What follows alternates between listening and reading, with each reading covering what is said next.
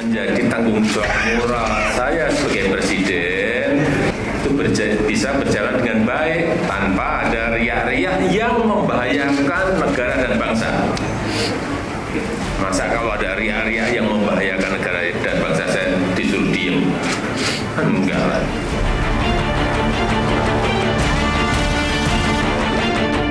Janganlah kita melihat pemilu itu seperti barang baru. Maksud saya tuh begini, kan ada komen-komen yang menurut saya aneh, yaitu sepertinya akan kalau ndak begini, ndak begitu, itu bisa terjadi chaos. Saya lalu berpikir, mereka sendiri yang mengatakan begitu bahwa akan bisa terjadi chaos. Jadi kalau ada yang sampai mengatakan seperti itu, buat saya big question, maunya apa?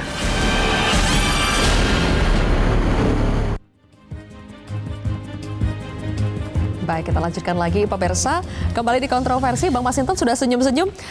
Udah tahu saya mau tanya dulu nih. Riak-riak yang membahayakan yang dimaksud Presiden Joko Widodo apa, Bang Masinton? Riak-riak apa? Ya tugas kepala negara itu memastikan proses yang diatur dalam konstitusi kita itu berjalan gitu ya. Yaitu tugas presiden sebagai kepala negara dan sekaligus sebagai kepala pemerintahan. Beliau harus memastikan bahwa seluruh proses kenegaraan ini berjalan sesuai norma konstitusi tadi. Proses yang mana apa yang ini? sudah diatur, apa yang boleh, apa yang tidak gitu ya. Nah artinya ketika umpama ada gangguan, baik tindakan separatis, tindakan yang juga merongrong kedaulatan negara, Pancasila, apa segala macam. Nah di situ kan presiden harus Apa? Ini maksudnya lebih ke gangguan Kamtipmas? harus bersikap karena memang tugas kepala negara, presiden sebagai kepala negara dia harus melakukan sikap itu. Sudah ada dalam konteks indikasinya? politik kenegaraan. Sudah ada indikasinya, Bang Masinton, sehingga presiden harus cawe-cawe? Enggak, yang saya katakan tadi itu kan kalau ada gangguan, gangguan ya. yang mengganggu dalam konteks kedaulatan negara, ya tugas presiden ya harus itu. Presiden harus tegas menjalankan politik kenegaraannya. Gitu Kalau loh. ada cawe-cawe, berarti kalau belum ada tidak perlu cawe-cawe? Kalau ya kita kan harus melihat nih, presiden itu kapasitas dalam sebagai kepala negara dan kepala pemerintahan tadi dia menjalankan politik kenegaraan. Gitu loh. Nah, dalam konteks politik praktis ya, dia sebagai warga negara, ya presiden ya harus ngikutin dia sebagai warga negara. Apakah presiden mau cawe-cawe dalam konteks menggunakan kekuasaan pemerintahan, itu juga dibatasi oleh undang-undang. Kan gitu. Artinya kalau presiden dia ingin cawe-cawe, ya itu dalam konteks politik kenegaraan. Dalam konteks beliau sebagai warga negara, ya tentu beliau memiliki preferensi siapa yang akan dia dukung. Seperti itu loh. Gitu Oke, jadi harus dipisahkan gitu maksudnya ya? Ya, harus dipisahkan. Antara politik kenegaraan, kemudian Presiden Joko Widodo sebagai personal. Ada preferensi politik, Bang Nasir? Iya, nggak bisa dipisahkan juga bahwa dia seorang presiden dan juga kepala negara. Dan itu melekat kepada Presiden Pak Jokowi ya. Problemnya kan ketika ada teman koalisi yang tinggalkan, ya kan, tidak pernah diajak, ya kan, bahkan teman koalisi ini artinya dia teman walaupun tidak koalisi, ya teman koalisi lama, kira-kira begitu ya, teman koalisi lama, ya kan, nggak pernah diajak begitu. Padahal yang mereka bicarakan selama ini bertemu itu kan koalisi lama juga itu, belum koalisi baru, ya teman-teman koalisi lama. Nah pertanyaan kenapa teman koalisi lama itu nggak diajak begitu ya? Padahal kalau bicara politik kenegaraan ya semuanya harus diajak Ya begitu ya. seharusnya kalau berdiri di atas semua kepentingan, semua golongan, ya diajak aja ngobrol, ya misalnya ketum daripada Nasdem dan lain sebagainya, ya diajak aja ngobrol. Sama-sama untuk mencegah riak-riak tadi ya. Iya, jadi sehingga kemudian publik tidak mispersepsi ya, dengan langkah-langkah Pak Presiden Jokowi, apalagi kemudian Presiden Jokowi membenarkan bahwa dia cawe-cawe untuk Indonesia maju, ya kepentingan bangsa dan negara. Nah tentu narasi ini kan orang bisa mengiyakan dan juga tidak bisa mentidakkan begitu ya. Nah, tergantung bagaimana orang melihatnya. Tapi bisa jadi juga PKS melihatnya bagaimana? Iya, menurut saya harus dihindari seperti itu, ya harus dihindari. Dalam bentuk apapun, mau itu Iya, dalam kan bentuk. kita punya KPU. Oke. KPU itu kan bisa mempersiapkan. Tapi bisa jadi juga begini, Zulfi, karena belum ditetapkan secara resmi menjadi capres, ya, sehingga bisalah duduk-duduk, bicara, bertemu dan lain sebagainya. Tapi mungkin kalau sudah menjadi capres, ya presiden harus menahan diri, tidak lagi boleh kemudian bertemu atau dalam artian dalam konteks pemenangan dan sebagainya, dia harus berdiri di semua golongan dan sebagainya. Nah, karena itu kita berharap ya Pak Presiden kalau memang mau cawe-cawe, ya jangan ketika sudah capres resmi itu masih ikut juga cawe-cawe. Ya udahlah, kita kasih kelonggaran. Kalau ya. sekarang masih dikasih kelonggaran Kasih gitu. kelonggaran aja lah ya. Apalagi katanya untuk kemajuan Indonesia, untuk bangsa dan negara. Ya udah, monggo silahkan Pak Presiden. Baik, saya kembali ke Mas Umam dulu karena Mas Umam tadi bilang ada invisible hand. Tapi di satu sisi tadi Presiden Joko Widodo mengaku bahwa ia harus cawe-cawe supaya tidak ada riak-riak demi kepentingan bangsa begitu ya. Jadi sebetulnya ini invisible atau sebetulnya visible hand-nya itu? Politisasi instrumen kekuasaan negara itu seringkali tidak berdiri, tidak dijalankan dalam ruang yang kemudian terbuka. Dia akan berdiri dan dijalankan di bawah permukaan dan memang tidak mudah dibuktikan, tetapi sangat mudah untuk dirasakan. Nah, oleh karena itu di dalam konteks ini memang betul bahwa di Undang-Undang Pemilu nomor 7 tahun 2017, saya masih ingat betul di pasal 299, memang ditegaskan secara clear, Presiden, Wakil Presiden memiliki hak untuk berkampanye. Tetapi ada satu klausul di pasal 304 ditegaskan bahwa dalam konteks menjalankan itu ada batasan-batasan. Di mana kemudian ketika kemudian menjalankan itu tidak boleh menggunakan kekuasaan instrumen negara apapun kecuali melekat pada presiden. Isu kesehatan, protokoler, pengamanan itu that's fine, oke. Tetapi di dalam konteks menggunakan pengaruh dan juga kekuasaan negara harus clear. Nah, esensi batasan itu harus bisa memisahkan mana domain privat, mana domain publik. Jangan sampai ketika kemudian statement saya tidak ingin cawe-cawe, saya ingin cawe-cawe. Hanya dalam 1 bulan itu berubah, di awal Mei dikatakan tegas, beliau mengatakan saya tidak ingin cawe-cawe, di akhir Mei ditegaskan saya akan cawe-cawe dengan catatan untuk kebaikan dan juga Indonesia maju. Tetapi ada kemudian tendensi ketika masyarakat juga dibuat bingung. Ketika kemudian ada seolah tendensi beliau agak kesulitan untuk membedakan mana domain privat dan mana domain publik. Karena bagaimanapun juga statement misalnya dari Ketua Umum Partai Golkar, Pak Erlangga mengatakan bahwa untuk penentuan koalisi Capres-Cawapres akan melakukan konsultasi ketat dengan Pak Jokowi. Pak Zulhas, Ketua Umum PAN, mantan partainya Mas Faldo, mengatakan bahwa Pak Jokowi adalah panglima tertinggi di dalam konteks penentuan koalisi. Mas Faldo sudah tidak sabar tuh mau menjawabnya. Kita juga melihat secara terbuka, misalnya Pak Presiden mengatakan siap untuk membisiki ketua-ketua umum partai politik untuk menunjukkan keberpihakan pada capres-capres tertentu. Artinya apa?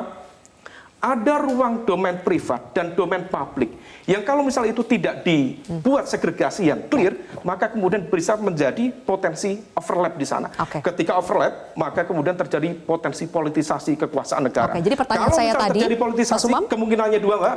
Pertama adalah abuse of power, dan yang kedua adalah potensi konflik of interest. Jadi sebetulnya hand yang tadi Mas Umam maksud itu kelihatan atau tidak? Kan tadi kita berbicara presiden. Jadi sebetulnya hand-nya itu siapa sih? The invisible hand-nya? Atau jangan-jangan hand-nya itu sebenarnya kelihatan?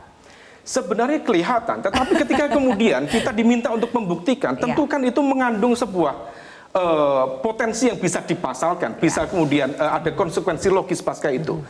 Tetapi bagaimana misal kita membuktikan? Ketika kita bicara tentang narasi ya, penundaan pemilu, kemudian bagaimana kemudian satu ketua umum disampaikan, ketua umum menyampaikan yang lain, tidak kelihatan. Tetapi rangkaian ini, insting politik kita mengatakan ada kekuatan yang mengkoordinir itu, yang mengorkestrasi itu, dan saya yakin Presiden dengan kekuasaan yang begitu besar memiliki jaringan intelijen yang cukup kuat, paham betul siapa simbol-simbol kekuatan politik yang memainkan orkestrasi. Sudah beberapa rangkaian peristiwa kita rasakan, Mas Faldo sebelum ke Anda ya, karena sekalian nanti saya lempar dulu ke Bang Razif soal pemakzulan, nanti baru Mas Faldo tanggapi sekalian. Apakah karena rangkaian-rangkaian itu terlihat, dirasakan, tapi susah untuk mengambil tindakan yang pas, akhirnya Mas Denny Indrayana lagi-lagi berkirim surat kemudian meminta DPR untuk memakzulkan Presiden Joko Widodo. Apakah ada alasan yang kuat untuk itu? Ya, oke. Jadi sebetulnya menurut saya yang harus kita putus dari bangsa ini adalah apa? Semua orang berbicara dari pemerintah, baik di luar pemerintah juga mengatakan kita harus patuh pada Pancasila. Kita harus tunduk pada konstitusi. Tapi kita tahu ada satu pasal yang paling utama di konstitusi yang sampai saat ini tuh sebetulnya tidak pernah kita rasakan. Apa itu? Pasal 1 ayat 3 Undang-Undang Dasar Indonesia dan negara hukum. Saya yakin kalau kita tanya orang-orang semua di sini, kita bicara mengenai hukum, semua pasti geleng-geleng kepala. Semua pasti menunduk, lemah. Merasa hukum itu sudah seperti tidak berdaya di negara ini. Nah, ini yang mau kita uji. Impeachment terhadap presiden itu kan sebuah proses hukum sebetulnya, Mbak Zilvia. Dalam pasal 7 Undang-Undang Dasar itu disampaikan bahwa presiden itu bisa diimpeach dengan beberapa alasan. Apabila dia melakukan pelanggaran hukum berupa pengkhianatan terhadap negara, korupsi, kejahatan luar biasa, atau perbuatan tercela. Jadi apabila presiden melakukan perbuatan tercela, maka ada saluran hukum yang bisa ditempuh. Apa itu? Impeachment. Nah, kita bisa melihat seperti yang Pak Khairul Umam tadi sampaikan, gejala-gejala yang sudah terjadi saat ini. Misalnya, saya khawatir presiden ini memainkan strategi bad cops, good cops. Kembali ke penundaan pemilu misalnya. Desember 2019, Pak Presiden sangat tegas bilang, orang-orang yang mewacanakan penundaan pemilu itu, kalau bukan cari muka, itu menampar muka saya. Itu kan tegas sekali. Tapi beberapa bulan setelahnya yang kita lihat justru apa? Menteri-menteri beliau mewacanakan penundaan pemilu dan lain sebagainya. Kemudian disampaikan lagi, tidak ada penundaan pemilu. Tapi kita lihat beberapa minggu berikutnya keluar putusan PN Jakarta Pusat yang bahkan di luar kewenangannya dia bisa memutus menunda pemilu. Bayangkan, mungkin orang tidak bisa membuktikan, tapi kan intervensi politik terasa di situ. Jadi kemudian berikutnya lagi Bu Mega bahkan tegas mengatakan say no. Nah kali ini kita melihat lagi ada tetap silent operation yang dilakukan untuk melakukan penundaan pemilu. Silent dan operation. Kami tetap menduga bahwa peran presiden di sini ada dibutuhkan. peran presiden di situ Untuk menghentikan itu. Kalau tidak melakukan aksi seperti yang disampaikan oleh Pak Didik tadi ya, publik pasti menduga. Nah kami tadi kan kalau dibilang ya jangan menduga, jangan mengandai-andai. Ya kalau kami tidak menduga, kalau kami tidak mengandai-andai kan kami dilaporkan ke polisi, Mbak.